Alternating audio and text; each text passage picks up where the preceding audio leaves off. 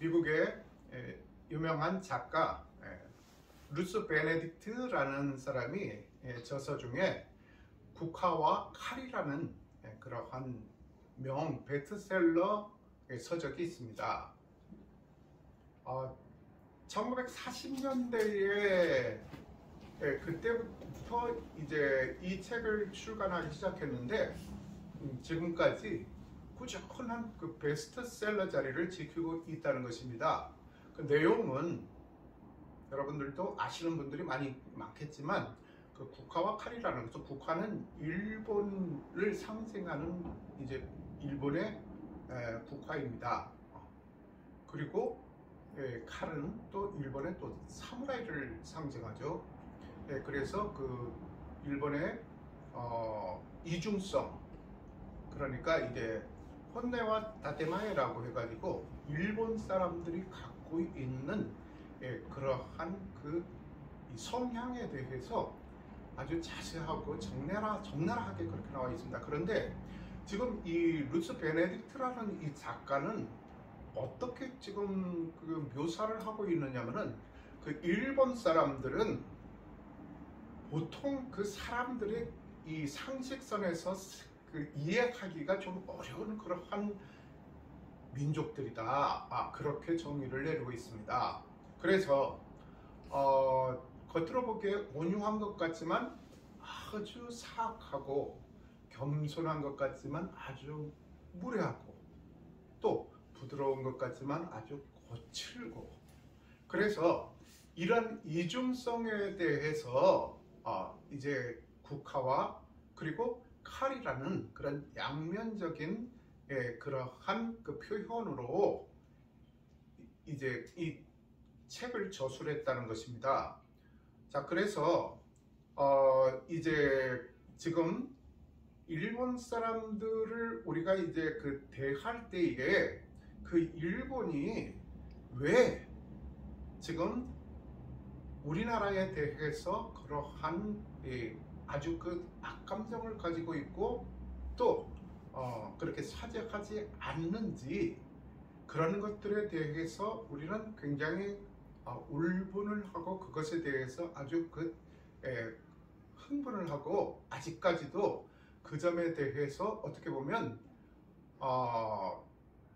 옛날에 그 과거에 사로잡혀서 집착한다고 할 정도로 그런 문제에 대해서 아주 이제 국민들이 굉장히 그 문제에 대해서는 심각하게 여기지 않습니까? 자, 그런데 일본 사람들이, 물론 일본 대표들 수상이나 일왕도 아주 그 살짝 사과한다. 지난 것에 대해서, 지나간 그러한 역사에 대해서 반성하고, 깊이 반성하고 사과한다라고 그런 표현도 했습니다. 그런데 왜 그럼 이 한국 사람들이, 우리나라 사람들이 그렇게 이제 사과를, 이제 진정한 사과를 계속 요구하느냐?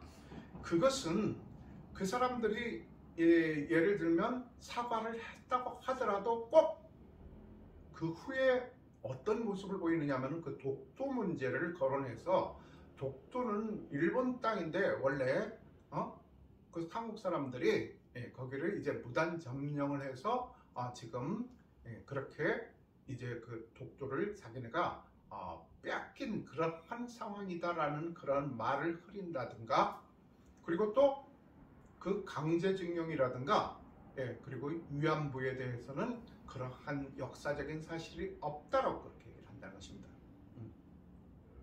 그러니까 사과는 분명히 한 것 같은데, 그 사람들의 그 이중적인 모습을 보면서 우리가 사과를 진정으로 받은 것인지, 아니면 저들이 말 그대로 조롱하고 한국 사람들을, 우리 국민들을 갖고 놓은 것인지, 그 굉장히 모호하다는 것이죠.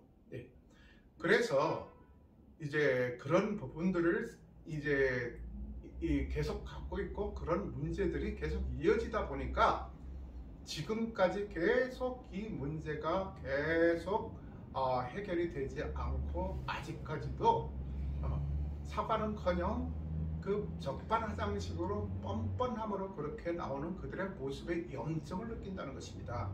자, 그런데 이제 그렇게들 주장하는 사람들이 있습니다. 한국이 옛날의 한국이 아니고 이제는 거의 일본의 그러한 국력에 육박하는 그런 국력에 이제 도달해 있고, 그리고 경제 성장도 거의 일본을 능가할 정도로 그렇게 이제 경제 성장을 했고, 군사력도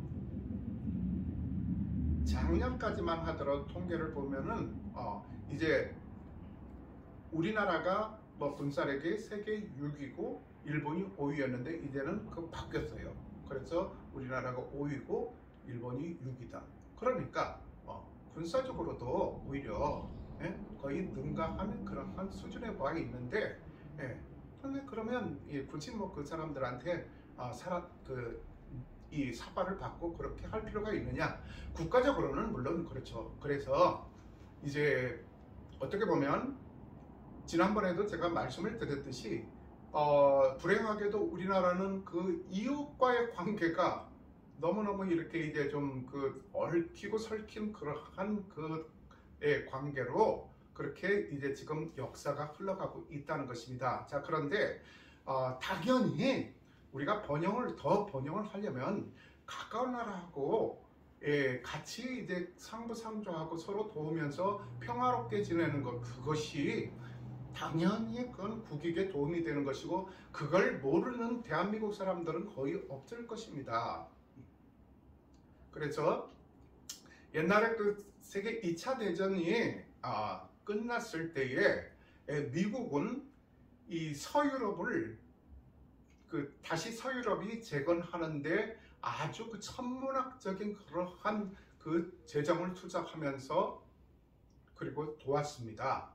그래서 이제 그 서유럽이 다시 부강해지게끔 하는데 굉장히 큰 역할을 미국이 하였거든요. 그래서 왜 그러냐면은 미국이 이 경제공황을 1920년대 경제공황을 겪었는데 이제 그 경제공황에서 그들이 얻은 교훈이 무엇이었느냐? 그러니까 1차 대전 때는 이제 미국이 그 서로 이 유럽에서 몇 천만이 그렇게 죽는 그러한 큰 전쟁을 벌였지 않습니까? 2천만, 3천만이 죽었다 뭐 그런 통계가 있는데, 그런데 이제 그때 미국이 무기라든가 이런 식량을 그쪽으로 이제 이 유럽으로 그렇게 이제 판매를 하면서 막대한 부를 벌어들입니다. 그런데 그 당시에 미국의 부가 어떻게 이제 편중이 되었었느냐면은 1%에게 미국 전체 그 부의 60%가 이렇게 편중이 되어 있었다는 것입니다.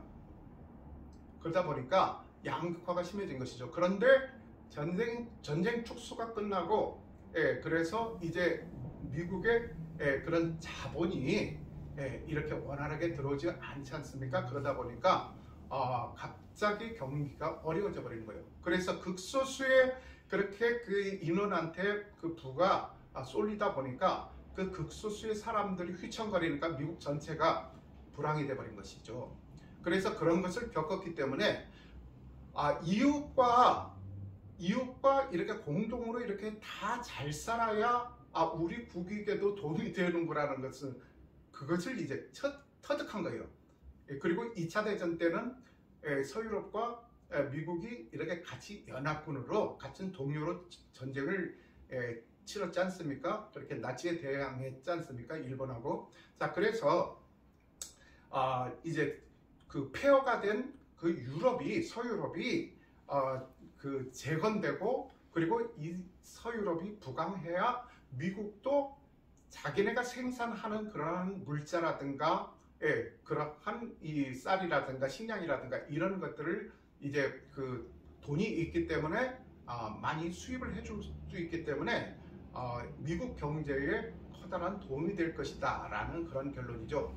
그래서 그렇게 이제 막대한 천문학적인 그러한 비용을 서유럽에 투자를 해서 서유럽을 이제 부강하게 그렇게 일으켜서 오는데 일조를 했는데 그것을 유명한 그 마샬 플랜 정책이라고 합니다. 자, 그래서 그 마샬 플랜 정책 때문에 어떻게 보면 우리가 대한민국이 득을 본 것도 있습니다. 어떤 경우냐면은 우리가 이제 그 2차 대전이 끝나자마자 한국전쟁이 벌어졌지 않습니까? 그래서 그 6.25 때 이제 유엔 참전국들을 보면은 예를 들면 서유럽에 한국이 어디에 어쪽에 갔다가 붙어 있는지도 모르는 그런 나라들이 지금 참전을 했다는 것이죠. 그런 데가 어디입니까? 베네룩스 3국이라고 하는 벨기에, 네덜란드, 룩셈부르크라는 것이죠. 자, 그런데 우리도 아직도 이제 벨기에 그리고 룩셈부르크 하면은 정확하게 어떤 나라인지 잘 모르지 않습니까? 그런데 그 나라는 또 오죽하겠습니까? 동양에 지질이 또 못 살고 세계에서 제일 가난하고 그리고 조그만 나라, 그리고 국토의 70%가 산악이, 그리고 어떻게 경작지가 별로 없는 그런 아주 그 가난한 나라, 헐벗는 나라, 거기에 관심이 없죠. 국민들 대다수가 한국이 어떤 데인지 모릅니다.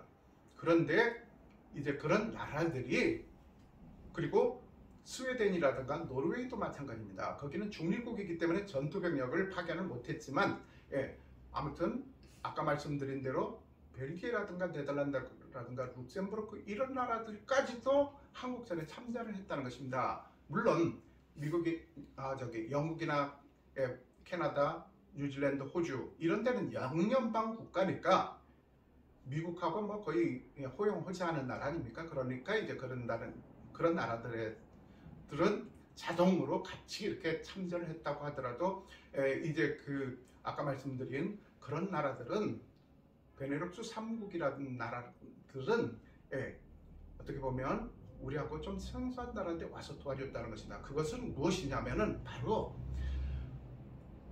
이제 정치적인 그런 국제사회의 정치적인 그러한 입속에 깔려 있다는 것입니다. 그렇게 이제 참전을 해주고 그렇게 그 대가로 경제 지원을 미국으로부터 받지 않으면, 그러니까 예를 들면 그 벨기에라든가 그런 벨기에는 지금도 인구가 천만 정도밖에 안 됩니다. 인구가 그 당시는 몇백만밖에 안 됐죠. 그리고 룩셈부르크는 도시국가입니다. 인구가 아직도 40만밖에 안 되는 나라예요. 그런데 그 당시는 뭐 아주 그 인구도 부족한 데다가 그리고 폐허가 됐으니 이 나라를 재건하는데 얼마나 어려움이 있었겠습니까? 그러니까 미국의 그런 어떤 원조 지원이 절실했었던 것이죠. 그리고 또 우리가 형제국이라고 입만 열면은 그냥 형제국이라고 굉장히 이렇게 우리가 좋아하는 그런 나라가 어디입니까? 바로 튀르키예 아닙니까? 튀르키예도 마찬가지입니다. 그 튀르키예도 이제 그 2차 대전이 끝나고 나서 그 나토가 이제 결성이 되지 않습니까? 나토는 북대서양조약기구라서 이제 서유럽 중심에, 그러니까 이제 그 소련에 그렇게 대응하기 위한 그 소련의 위협으로부터 이렇게 대응하기 위한 그런 공동체가 이렇게 이제 구성이 된 데가 나토지 않습니까? 자, 그런데 그 튀르키예, 그러니까 터키라고 우리가 알고 있잖아요. 그 터키도 그 나토에 가입하길 희망했습니다. 그런데 나토 회원국들이 그러니까 프랑스라든가 영국이라든가 이렇게 네덜란드라든가 그리고 또 미국이라든가 이렇게 서방에서 이렇게 보기엔 저기는 아시아에 더 가깝고 그리고 또 인종도 그렇고 그리고 종교도 결정적으로 서유럽 국가들은 전부 다 기독교 국가인데 이슬람 국가인 그 터키가 이제 가입을 희망하다 보니까 안 된다고 처음에는 거부를 하는 겁니다. 그런데 이제 지난번 그 말씀드렸듯이 그 터키의 국부라고 했던, 터키의 아버지라고 불렸던 그 케말 파샤라는 그 사람이 이 터키가 러시아하고 전쟁을 하다가 전쟁에서 그 러시아한테 참패를 하면서 그 오스만 투르크가 해체가 되고 결국은 이제 나중에 그 터키라는 국가로 이렇게 이제 전락하게 됩니다. 그래서 그 소련, 러시아에 대한 그러한 앙금을 갖고 있었고, 그리고 또 아까 말씀드렸듯이 그 케말 파샤는 이제 그 우리가 서유럽, 유럽에 속해야 된다. 그렇게 하면서 유럽화에 돼야 된다면서 그 이 아랍 문자를 쓰다가 이제 아랍 문자에서 그 로마 문자, 그러니까 이제 알파벳이죠. 그걸 도입해 가지고 쓰게 하였고, 그리고 그 터키 청년 터키당을 조직해 가지고 이제 그 혁명을 일으킵니다. 혁명을 일으켜서 이제 근대화가 이제 진행이 된 것이죠. 그러면서 이제 기어코 그 나토에 가입을 하려고 했습니다. 자, 그런데 이제 6.25가 발발하니까 드디어 이제 그 터키가 때를 맞는 것이죠. 그래서 6.25에 미국, 영국 다음으로 이제 많은 그런 병력을 이제 한국으로 이제 그 파병을 합니다. 물론 그 쿠르드족들이 주로 이제 들어왔죠. 그래서 결국은 나중에 그 대가로 1952년도에 6.25 전쟁 당시에 2월인가 그때에 이제 그 나토에 받아줍니다. 승인을 해서 나토로 들어갑니다. 자, 이렇게 지금 어느 나라든지 자기 국익을 위해서 조금이라도 뭔가 이렇게 얻어내려고 하고, 그리고 또 상대방 국가를 이용해서 그러니까 실속을 다지고, 그리고 또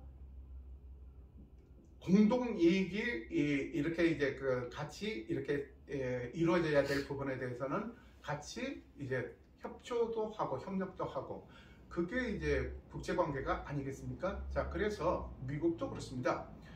우리는 그 미국이라는 나라를 이제 잘 봐야 됩니다. 그러니까 어떻게 보면 제가 보기에 그 세계의 불행, 각국의 불행의 그 뒤 배경에는 항상 미국이라는 나라가 있다는 것입니다.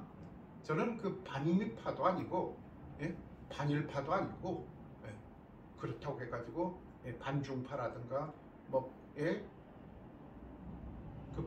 그렇다고 해서 뭐 그 공산주의가 뭐 어쩌고저쩌고 하는 그런 말도 싫습니다. 그런 이념에 사로잡혀서 이러니저러니 하는 것도 싫습니다. 자, 그런데 어쨌든 우리가 진실하게 역사를 그냥 진실하게 역사답게 이렇게 훑어보지 않으면 계속 이 원인이 어떤 근본적인 원인을 찾아서 그 원인을 우리가 이제 다시 그 잘못된 부분을 이제 그거에 방면교사로 삼아서 다시 이제 그것을 고칠 생각을 해야 되지, 자꾸 이런 그 결과만 보고서 이제 우리가 거기에 집착하다 보면 계속 이런 불행이 되풀이된다는 것입니다. 그래서 지금 지난번에 제가 이 우리나라의 구한말 때 1905년도에 가스라테프트 조약이 미국과 일본 사이에 일어났다고 했지 않습니까? 그래서 그것을 밀약이라고 합니다. 왜냐하면 그것은 이제 이 협약이라든가 협정하면은 공개된 그러한 그 회의고, 그리고 합의지만 이것은 공개시키지 않고 이 당사국 간에 서로 비밀로 이루어졌기 때문에 그것을 밀약이라고 한다는 것이죠. 그래서 이제 그 가스라테프트라 조약이라는 것은 지난번 말씀드렸듯이 일본의 가스라 따로라는 그 외상과, 그리고 이 미국의 국무장관 그 윌리엄 테프트라는 사람이 이제 모여서 이제 합의를 본 내용이 가스라테프트 조약입니다. 자, 거기서 분명히 어떠한 그 문제로 이제 이 밀약이 이루어졌냐면은 지난번에도 말씀드렸듯이 그 미국이 필리핀을 지배하고 식민지로 삼고, 그런데 일본이 간섭하지 않는다라는 그런 조건, 그리고 또 반대로 이제 그 일본이 대한민국, 조선을 그렇게 식민 지배하는 것을 미국이 관여하지 않는다라는 그런 조항이 있는 것입니다. 자, 그러면 결국은 무엇입니까? 미국이 그 일본이 이 조선을 침략하고 식민지화하는데 동의를 했다는 것 아닙니까? 그럼 미국도 그것을 알고 있었다는 것이죠. 자, 그런데 전쟁이 끝났을 때, 그 2차 대전이 끝났을 때, 종전되었을 때, 이제 그 전쟁 배상 문제를 놓고서 이제 예를 들면 필리핀이라든가, 그리고 또 말레이시아, 인도네시아, 베트남, 미얀마 이런 데 전부 다 전쟁 배상을 해줬어요, 일본에서. 그런데 한국은 제외시켰습니다. 왜 그러냐면은 한국은 너희들이 이제 그 일본하고 같이 합병, 그러니까 합방한 것 아니냐, 그렇게 주장을 하는 것이죠. 그렇기 때문에 일본과 너희들은 똑같은 입장이라서 너희들은 그 승전국이라든가 독립국 지위를 갖출 수 없고, 그러니까 패전국, 그러니까 일본하고 똑같은 그 패전국으로 그렇게 인정할 수밖에 없다라고. 그렇게 이게 말이 됩니까? 분명히 그 가스란테프트 조약에서는 식민 지배하는 것을 둔감하겠다고 하면서 그런 빌미로, 그러니까 일본 사람들은 굉장히 제가 일본 사람들에 대해서 그 이해를 못하는 게, 아까 그 국화와 칼이라는 그러한 내용을 제가 예를 들면서까지 그렇게 말씀을 드린 건 무엇이냐면은, 일본 사람들은 정말로 이해를 못할 사람들입니다. 왜냐하면 자기네 때문에 어떻게 보면 우리나라가, 한반도가, 한민족이 분단되지 않습니까? 그런 아픔을 겪지 않습니까? 지금도. 그리고 그들은 6.25 전쟁, 한국 전쟁을 통해서 아주 이 막강한, 막대한 그런 부를 쌓게 되었습니다. 그래서 세계의 경제대국으로 우뚝 설 수 있었습니다.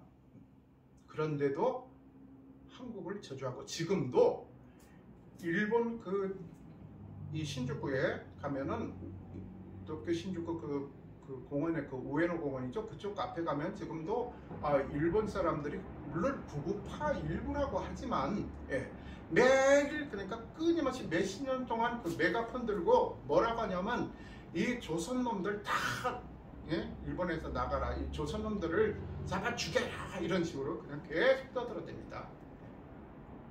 물론 그 헤이트피치를 반대하는 그러한 세력들도 그 앞에서 무슨 데모도 하곤 합니다. 그런데 그거는 극히 일부라는 것이죠. 그런데 몇십 년 동안, 수십 년 동안 계속 그렇게 한국인들을 때려 죽이자, 뭐 이런 식으로 그렇게 데모를 하고 있는데, 그것을 어떻게 보면 일본 정부에서 방관을 하고 있다고 합니다. 생각을 해보세요.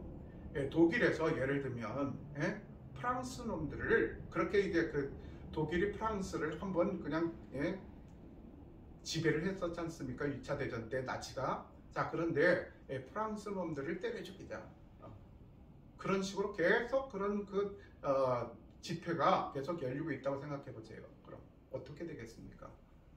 우리나라에서, 그러면 우리나라가 이제 가해자가 아니라 피해자국인데, 일본 사람들, 일본 놈들을 때려잡자라는 그런 집회를 계속 저기 광화문 앞에서 그렇게 이제 집회를 열고 있다고 해보세요. 그럼 그게 이해가 되겠습니까? 그렇게 이제 일본 사람들은 왜 그렇게 자기네가 가해자이면서도 한국에 대해서 그렇게 못마땅해 하고 그렇게 증오하는지, 그거를 이해를 할 수가 없는 것입니다. 지난번 말씀드렸듯이 그 히로시마에, 그렇게 나가사키에 원자탄이 투하돼서 무고한 일본 사람들은 진주만을 습격했기 때문에, 미국, 어떻게 보면 미국을 습격한 거기 때문에 미국한테 그런 보복을 당해서 그렇게 죽임을 당했다고 할지라도 한국 사람들이 무슨 죄입니까? 왜 거기서 그 수많은 거의 3분의 1이 되는 한국 사람들이 죽임을 당했어야 되는 것입니다. 그것에 대해서 어느 누구도 거론하지를 못한다는 것입니다. 그것은 뭡니까? 그러면 이 당사자가 미국이기 때문에.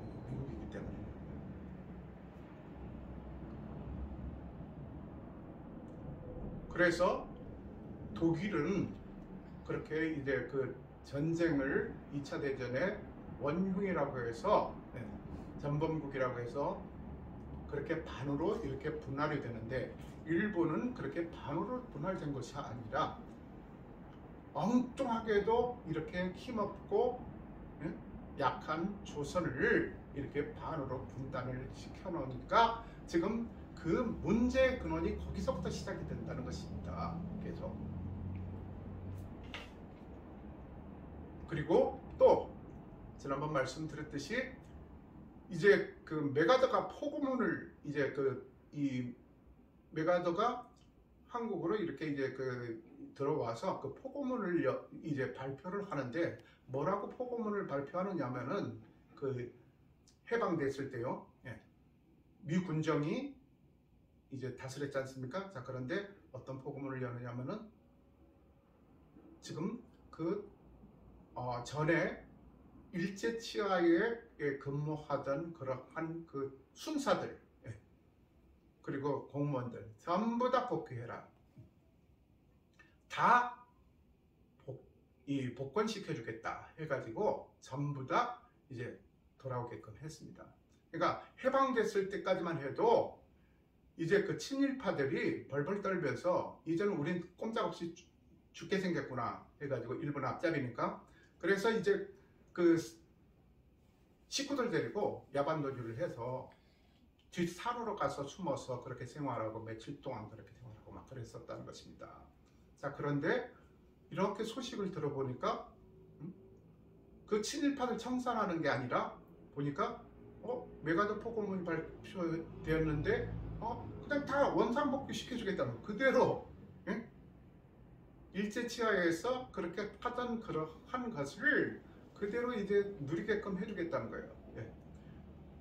그래서 이제 그 이유가 무엇이냐면은, 물론 다시 교육시켜야 되고 다시 뭐 인원을 뽑고 뭐 그런 추장스럽기도 하지만 그런 절차가, 그러니까 어떤 그런 민족적인 그러한 정서라든가 감정은 염두에 두지도 않습니다. 그냥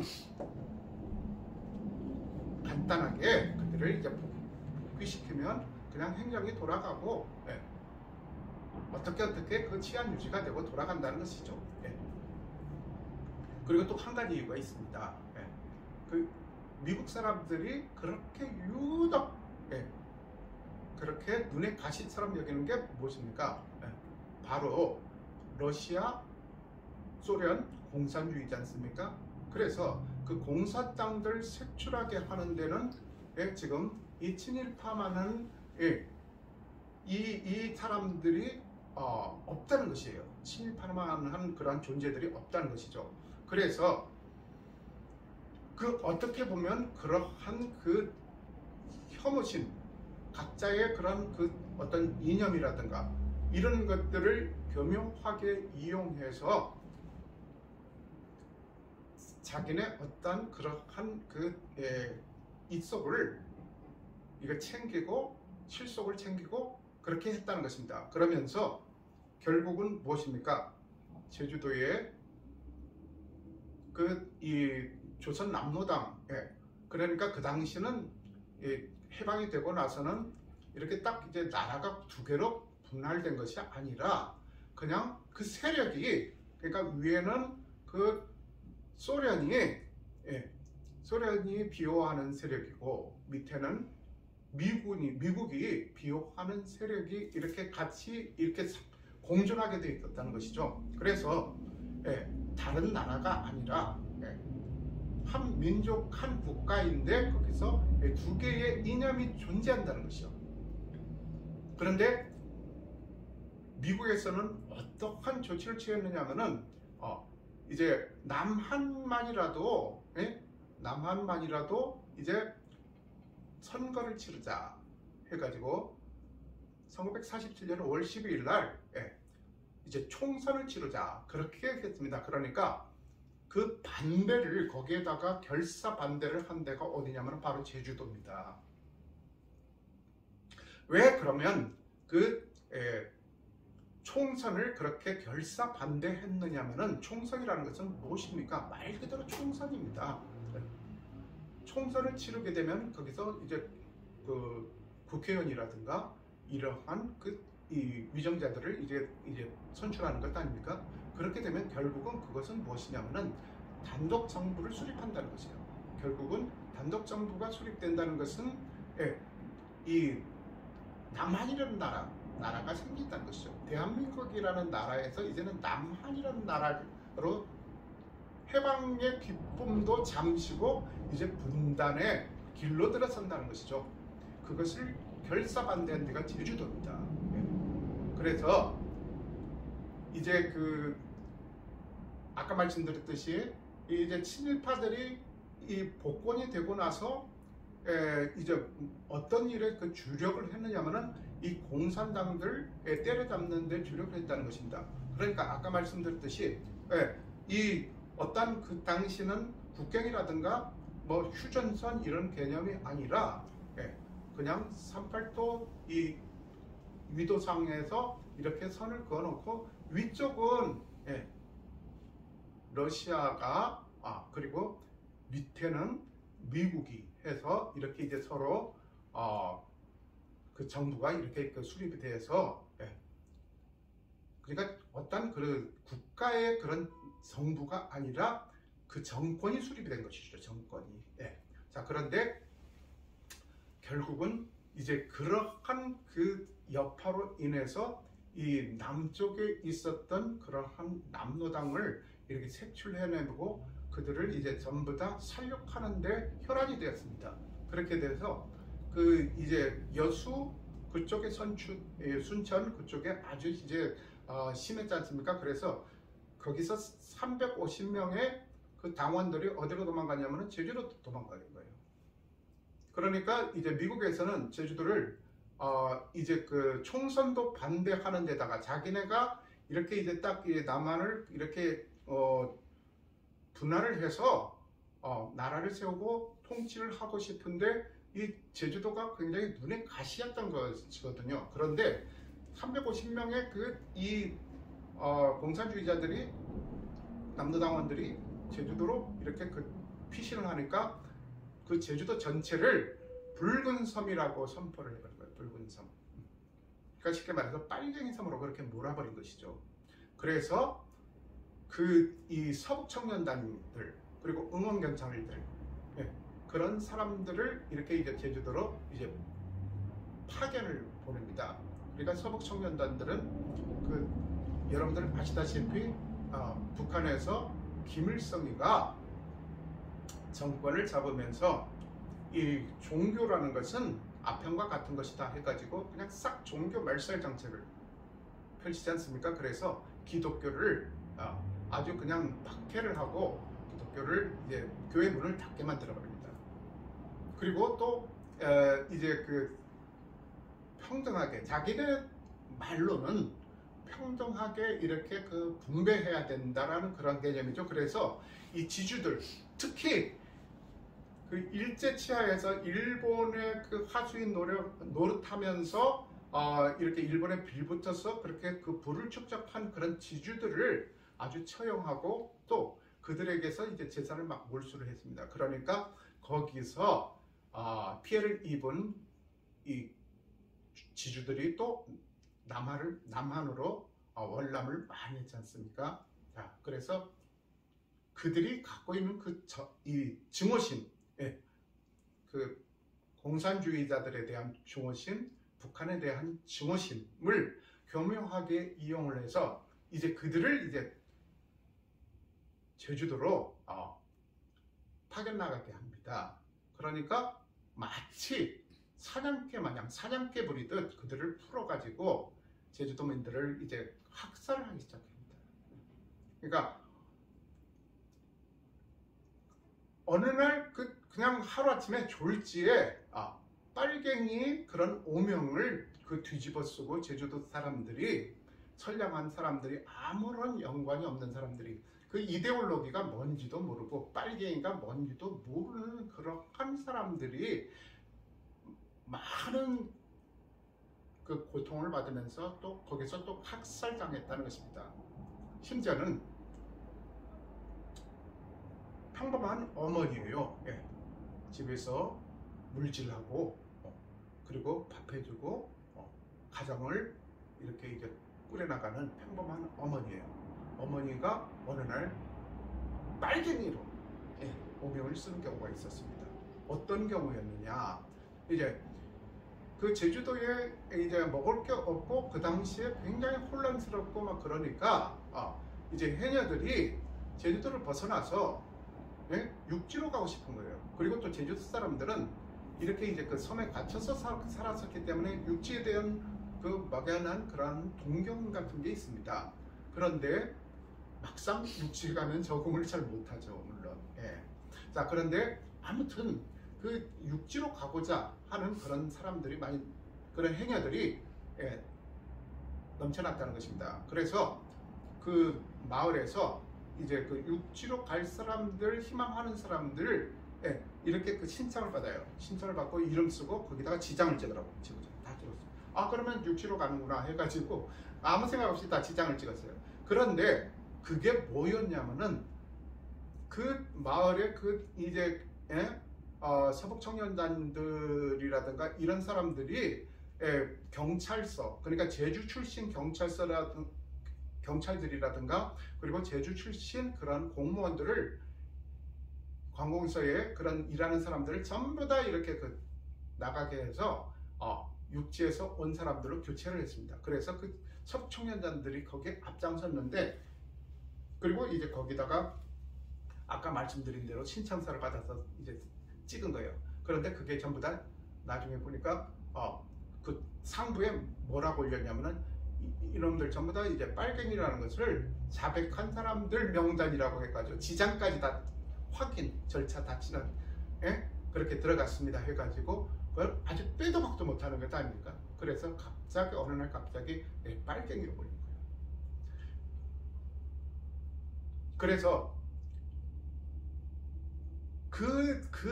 이 4.3 사건이 끝나고 나서도 수십 년 동안 아무에게도 그 4.3 사건에 대해서는 언급을 못하게 그렇게 했습니다. 못했습니다.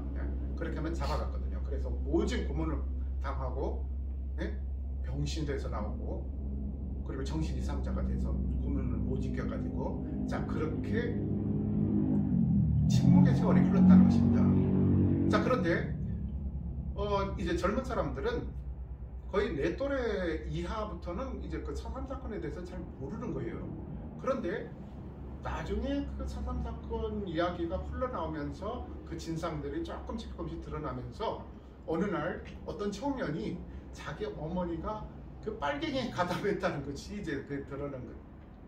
그런데 어머니한테 그 청년이 아니 어머니 어떻게 빨갱이한테 그렇게 가담을 했었습니까? 그러니까 어머니가 하는 말이 말도 말아라. 그때 내가 사실은 육지로 가고 싶었는데 뭐 동사무소에서 뭐 누군가 이렇게 이제 관리라는 사람이 나와서 공무원이라는 사람이 나와서 이렇게 뭐 여기다가 갈 사람 뭐 신청 받는다고 하면서 이제 그 육지 이전 허락 뭐 그게 떨어져야 된다고 하면서 지장 찍으라고 해서 다 지장 찍었는데 그게 그렇게 이제 거기다 올려져 가지고 자기도 엄청나게 이제 투옥 생활을 하면서 심하게 그렇게 고문받고 그렇게 해서 풀려났다고 그렇게 이제 그런 얘기를 들었다는 것입니다. 자 그리고 그 제주도엔 그래서 어떤 어떤 문제가 있었느냐면은 제주도 사람들을 전부 다 이렇게 빨갱이로 몰아세우고 그렇게 이제 이 제주 사람들을 학살하는데 예, 그러니까 그 해안에서 5km 이상 이렇게 이제 그 올라가지 마라. 5km 이상 올라간 사람들은 이제 전부 다 빨갱이로 간주를 하겠다. 그렇게 선포를 합니다. 예, 그렇게 해서 그 전부 다 왜 그러냐면은 이제 그 아까 이 육지에서 도망쳐 나온 그 이 남로당원들이 전부 다 그 제주도 그 산으로 숨은 거예요. 예, 그 산간 그쪽으로 숨어서 거기서 이제 게릴라전을 펼치면서 그렇게 이제 했다는 것이죠. 그러다 보니까 그쪽 이제 해안에서 해안가에서 5km 이상 올라간데 이제 거기서 통행하는 사람들은 전부 다 빨갱이로 간주하겠다 해가지고 전부 다 그 이 5km 이상 되는 그 집은 마을들은 전부 다 방화를 시켜버리고 가서 쑥대밭을 만들었어요. 그래서 그 산간 지역에 있던 그 마을들이 수십 채가 사라져 버렸습니다. 하루에. 그래서 이제 그렇게 그 이 위쪽에서 계속 이렇게 그 남로당원들은 어떻게 보면 이 또 제주도를 이렇게 전복시켜 보려고 그렇게 이제 와서 선동하고 그리고 또 이제 올라가고 피하고 그리고 또 이제 이 경찰들은 와서 이제 보니까 남로당원들하고 접촉했지. 예. 그리고 그들한테 이제 동조했지. 그래서 확인되지도 않은 사실을 가지고서 그냥 전부 다 몰살을 시키고 가족들을 잡아다가 전부 다 몰살시키고 재판도 없었어요. 그냥 거기서 즉결 그냥 총살시키고 그렇게 하면서 무려 제주도 인구의 10%인 3만 명이나 학살을 당했다는 것입니다. 그래서 결국은 이러지 말자 해가지고 그 조선 국경수비대 해가지고 국경수비대가 이제 그 제주도로 파견이 됩니다. 자, 그래서 그 국경수비대가 연대인데 그 연대장 김익렬 중령이 그 남로당 대표 김달삼이라는 사람을 만납니다. 그래서 협정을 하자. 우리 이렇게 해서 제주도가 초토화되고 사람들이 무고한 인명들이 살상되는 그런 일들이 없도록 하자 해가지고 서로 협상을 합니다. 그렇게 협상을 했는데 그 뒷날 어떤 일이 벌어지냐면은 그 유명한 오라리 방화 사건이 터지고 만다는 것이죠. 그 오라리는 지금 제주도의 오라동, 제주시 오라동, 제주시 그쪽 남쪽으로 한라산 쪽으로 가다 보면 이제 그쪽에 오라리가 있는데 거기가 누구의 성지이기도 합니다. 그래서 이제 그 오라리를 이 서북 청년단들이 와서 그냥 다 불을 질러버립니다. 마을에 불을 질러요. 자, 그래서 결국은 어렵게 이렇게 그 김일령 중령과 그 김달삼이라는 이 남로당원 대표가 만나서 합의된 내용이 결국은 이제 파기가 돼버려요. 그래서 극에 달하는 그 제주도의 탄압이 다시 시작이 됩니다.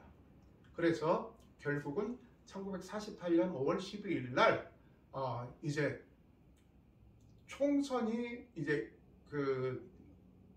이루어지는데 총선을 하는데 이제 3개구가 있었는데 그 2개구가 부정투표 그게 이제 그런 이유로 해가지고 그 2개구에서 그게 무효 처리가 돼버렸어요. 1개구만 나온 거예요. 그러니까 총선이 제주도는 이루어지지가 못했던 것이죠. 그래서 육지에는 그게 총선이 겨우겨우 이루어졌어요. 자, 그래서 그 이승만 정권이 탄생을 합니다. 그래서 이승만 정권에서 또 엄청나게 또 제주도를 또 탄압을 합니다. 자, 그래서 제주도를 탄압을 하는데 어떠한 그런 과제를 주느냐면은 이제 각 서장들이라든가 그리고 또 이제 그 관의 그 공무원들, 고위 공무원들한테 할당량을 주는 거예요. 그 빨갱이들을 이제 숫자를 이 정도 채워라 하는 그러한 미션을 줍니다.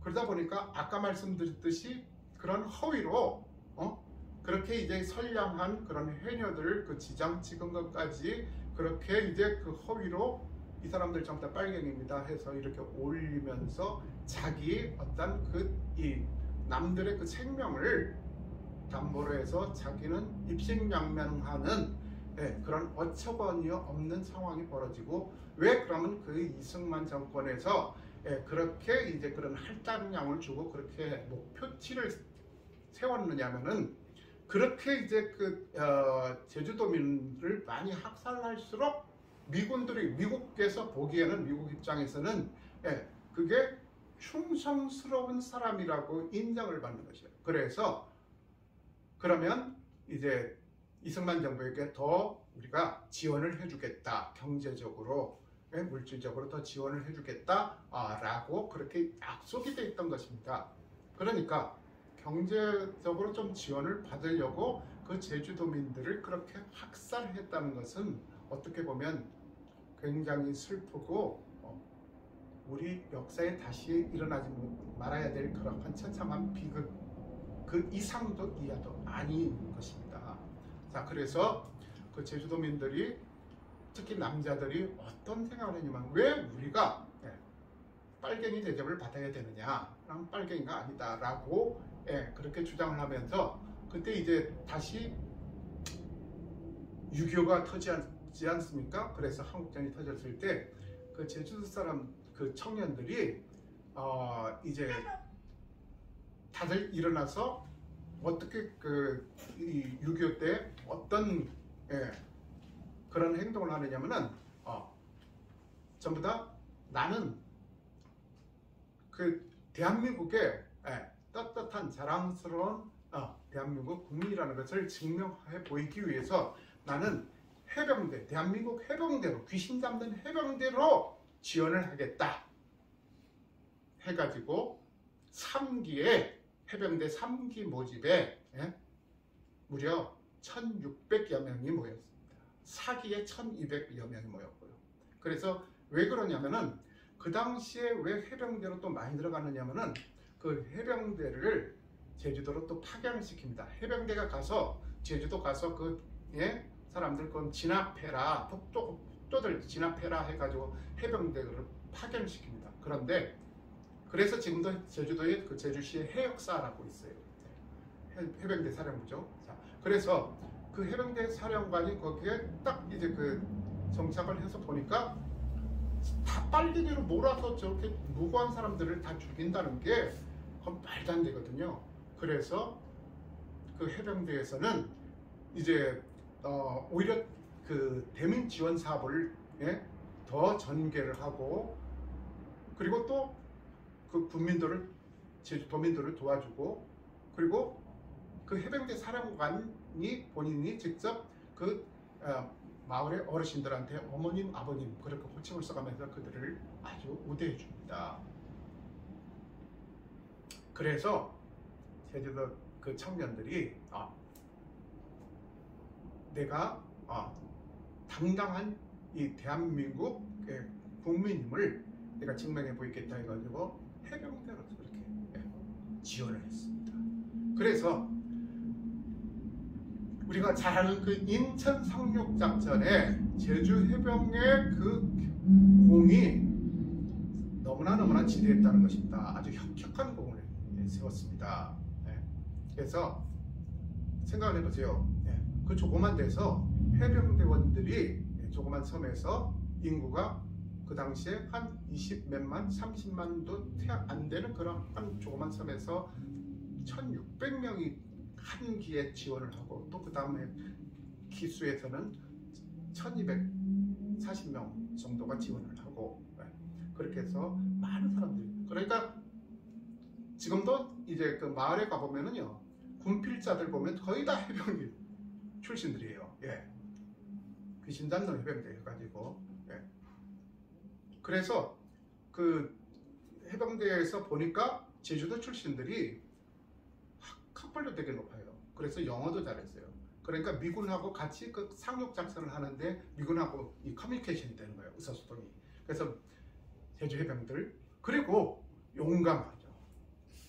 아무래도 이제 그런 바다에서 생활을 많이 하다 보니까 그 바다의 특성을 잘 알아서 잘 파악해서 바다에서 그렇게 움직이고 그렇게 진격하고 하는데 굉장히 유리한 것이에요.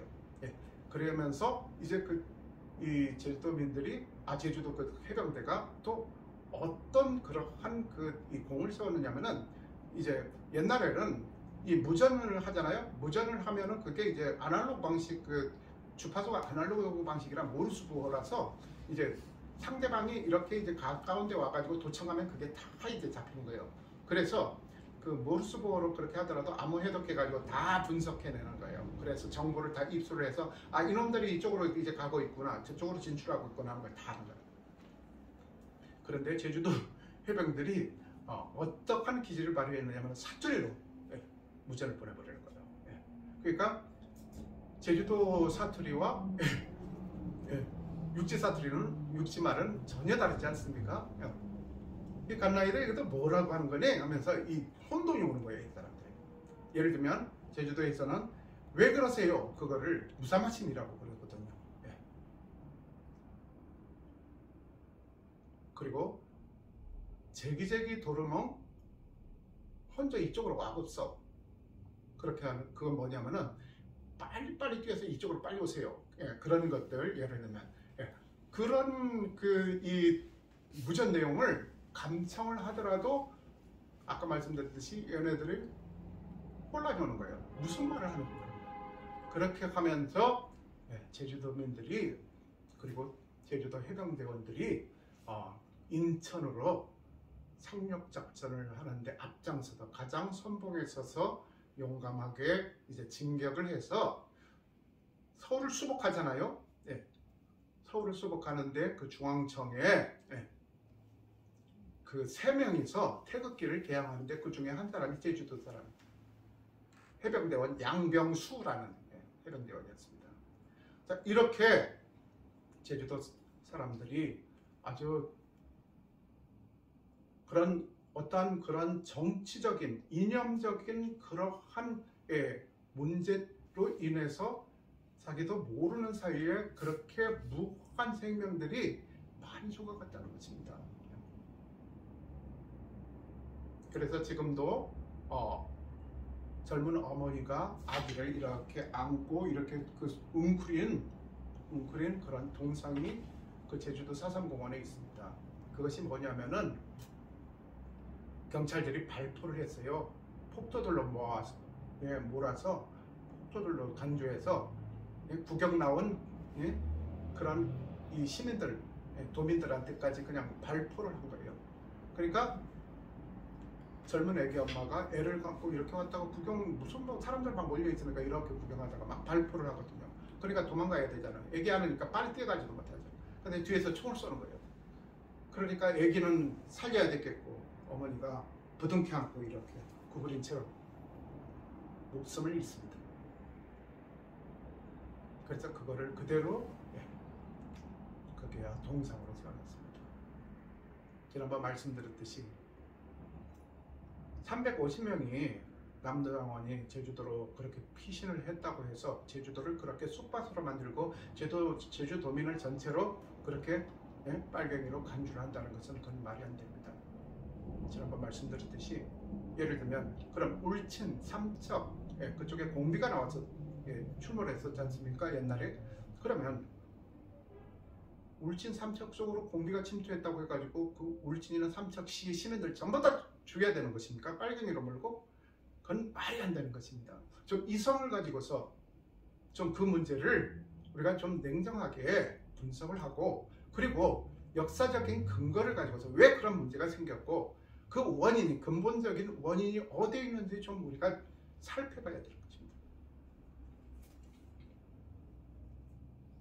자, 오늘은 제주도민 제주도 4.3 사건 그 문제에 대해서 이제 말씀을 나누다 보니까 시간이 많이 흘러버렸습니다. 그래서 오늘 그 본문 말씀을 보면 스데반 집사가 순교하는 장면이 나옵니다. 그래서 54절을 보면 그들이 이 말을 듣고 마음에 질려 그를 향하여 이를 갈거늘. 자, 그들이 누구냐면은 이 산헤드린 공회의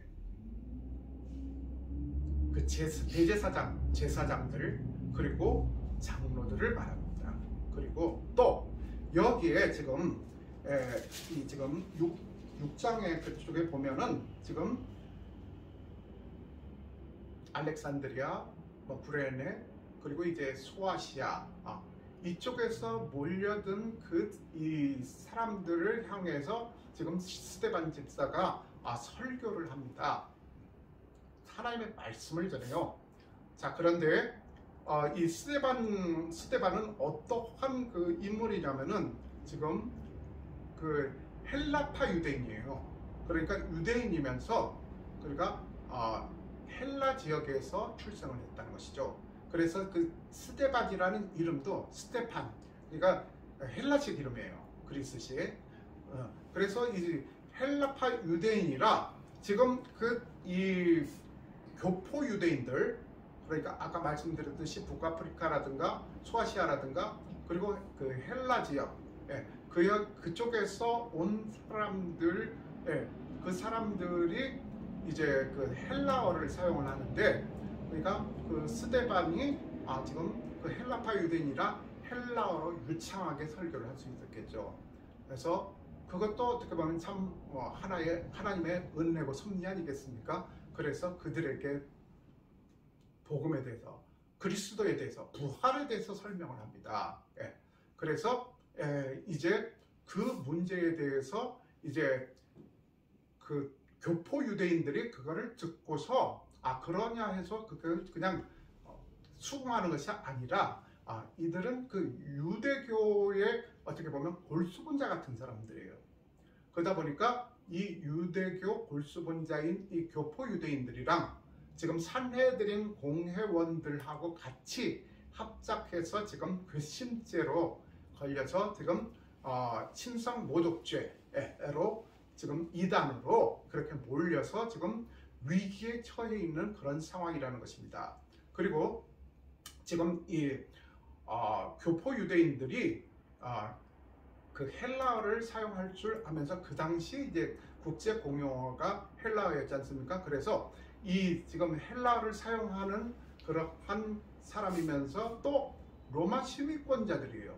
그러다 보니까 굉장히 거만하고 자부심이 굉장히 많았던 사람들입니다. 자, 그런데 그런 어떤 그 전통적인 그런 그 율법적인 그러한 내용을 이제 그 전하는 것이 아니라 아주 율법과 지금까지 자기네가 그렇게 신봉해 오던 그런 율법과 그런 상반되는 그런 파격적인 내용의 그런 예수 그리스도에 대해서 그리고 부활에 대해서 그렇게 설명하는 것, 말씀을 전하는 것에 대해서 이들이 굉장히 자격을 받은 것이에요.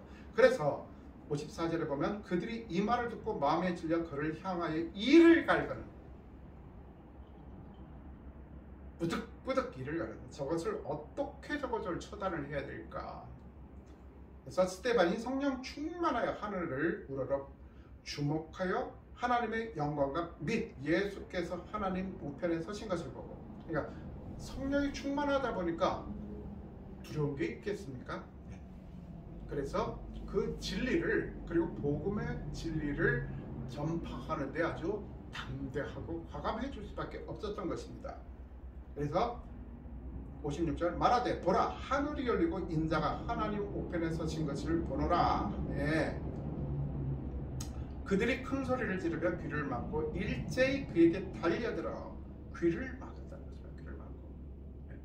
그러니까 이제 그 TV도 보면은 어떨 때는 그 개그 그 프로에도 콘서트라든가 그 프로에도 보면은 이제 막 이제 그 이 논쟁을 하다가 얘기를 하다가 막 이렇게 귀 막고 막 이렇게 하는 경우 있지 않나요? 그러니까 이 스데반이 과감하게 메시지를 그렇게 주님의 복음에 대해서 전하는 것이 듣기가 싫다는 거예요. 듣기 싫어서 계속 이렇게 귀를 막고 막 달려들었다는 거죠. 그래서 또 소리를 막 지르는 거예요. 듣기 싫다는 거죠. 그래서 일제히 그에게 달려들어 성 밖으로 내치고 돌로 칠세 증인들이 옷을 벗어 사울이라 하는 성전 앞 발 앞에 두니라. 그래서 이제 그 성 밖으로 내치고 돌로 쳤다는 것입니다. 원래는 어떤 그런 그 처형권은 이제 지금 로마 식민지 상태였기 때문에 로마 총독의 권한입니다. 그런데 예외가 있었어요. 하나님을 모독한 죄, 그리고 유대교 종교 자체를 비방하거나 모독한 죄에 대해서는 그 산헤드린 공회에서 이제 제사장들과 그리고 장로들이 모여서 71명이 이렇게 모여서 이제 형식적인 것이죠. 그렇게 회의를 열고 나름대로 뭐 재판처럼 그렇게 하는 것이죠. 그래서 이 친구가 지금 하나님을 모독한 것, 그리고 그 율법서에 나와 있지 않는 그러한 내용을 전한 것, 그것은 이제 신성모독죄가 확실하다. 그럴 때는 돌로 치게끔 되어 있다. 그래서 이제 성 밖으로 내쳐서 돌로 칠세 증인들이 옷을 벗어 사울이라 하는 청년이 발 앞에 두이라. 여기서 사울이 나오죠. 사울이. 그들이 돌로 스데반을 치니 스데반이 부르짖어 이르되 주 예수여 내 영혼을 받으옵소서 하고. 자, 그러니까 예수님, 나는 죽어도 예수님께로, 주님께로 갑니다. 그래서 내 영혼을 받아주십시오 라고 그렇게 마지막에 간절히 그렇게 기도를 한 것입니다. 그리고 무릎을 꿇고 크게 불러 이르되 주여 이 죄를 그들에게 돌리지 마옵소서 했습니다. 그러니까 뭡니까? 예수 그리스도께서 십자가에서 돌아가실 때에 자기를 조롱하고 자기에게 창 던지고 자기에게 침 뱉고 모멸감을 주는 그들을 위해서까지 주여 저들의 죄를 용서하여 주시옵소서. 저들이 지금 자기들이 무슨 죄를 지고 있는지 모르나이다 라고 하면서 그들의 그런 잘못을 위해서까지 그 십자가의 그 고통을 당하면서까지 그들의 죄를 용서해 달라는 기도를 했다는 것입니다. 그래서 그들에게 돌리지 마옵소서 하고 이 말을 하고 산이라, 죽은 게 아닙니다. 우리 그리스도인들은 죽는 게 아닙니다. 그냥 자는 것이죠. 그리고 다시 부활해야 되기 때문에 자는 것이고 또 깨어나는 것입니다. 이렇게 그리스도가 우리 안에, 그리고 성령이 충만함이 우리 안에 있게 되면 우리는 담대해지는 것입니다. 그래서 자기 십자가를 지고 날마다 나를 좇으라고 했습니다. 자기 십자가를 지고. 그런데 그 십자가를 지라는 그 말에 우리는 항상 경색을 하게 되지 않습니까? 내가 왜 십자가를 져야 되지? 내가 뭘 잘못했지? 그리고 또 다른 건 좋은데 은혜 받고 또 주님에게 사랑받는 건 좋은데 십자가만큼은 내가 질 수는 없어. 그것은 진정한 크리스찬이 아닙니다. 그런데 거기서 우리가 잘 생각해야 될 것이 있습니다. 그 십자가라는 것이 그렇게 흉측하고 또 흉측한 형벌이고 그리고 무거운 것이고 또 그렇게 저주스러운 것이냐? 그렇지가 않다는 것입니다. 예수님께서 그 십자가상에서 어떻게 했습니까? 이기시지 않습니까? 그 사탄의 권세를 이기셨고 그 십자가의 보혈로 우리 죄를 사하여 주셨고 또 예수님께서 십자가상에서 승리하셨다는 것입니다. 그것은 주님의 권능을 나타내는 것입니다. 그러니까 우리가 우리 십자가를 진다는 것은 우리가 그 무거운 멍에를 지는 것이 아니라, 그러니까 그의 멍에는 가볍다라고 하는 것. 그러니까 영어에서 His yoke is easy. 그러니까 그의 멍에는 가볍다, 쉽다 라고 그렇게 말씀하셨습니다.